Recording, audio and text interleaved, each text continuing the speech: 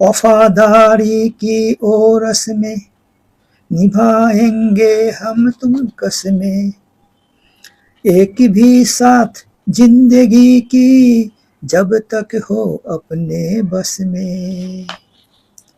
वफादारी की ओ रस्में, তোমার প্রতি যে দায়িত্ব কর্তব্যবোধ আছে, আমি নিভাएंगे हम तुम कसमें, আমি তোমার প্রতি সেটা আমি পালন করব, সেই দায়িত্বগুলিকে তোমাকে উৎসর্গ করব, দায়িত্ব তোমার প্রতি থাকবে, দিব।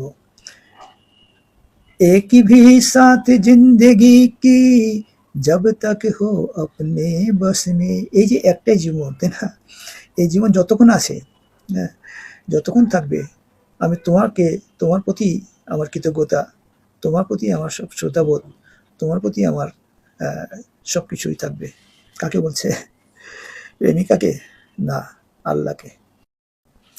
এরপর কবি বলছে, तुमको मेरे हुआ यकीन हम पहले भी मिले कभी, सिलसिला ये सदियों का कोई आज की बात नहीं।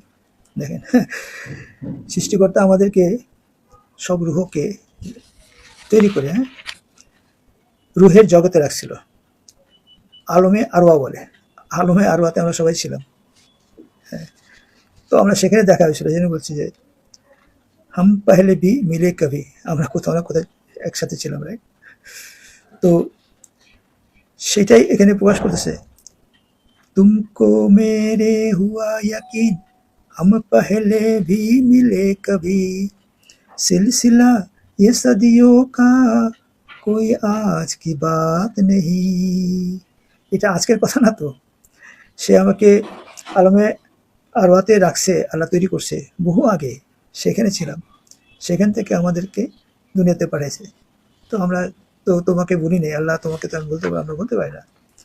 তো এই হলো আসলে কবির অভিব্যক্তি, আর আমরা এটাকে আমাদের মতো করে চিন্তা করি।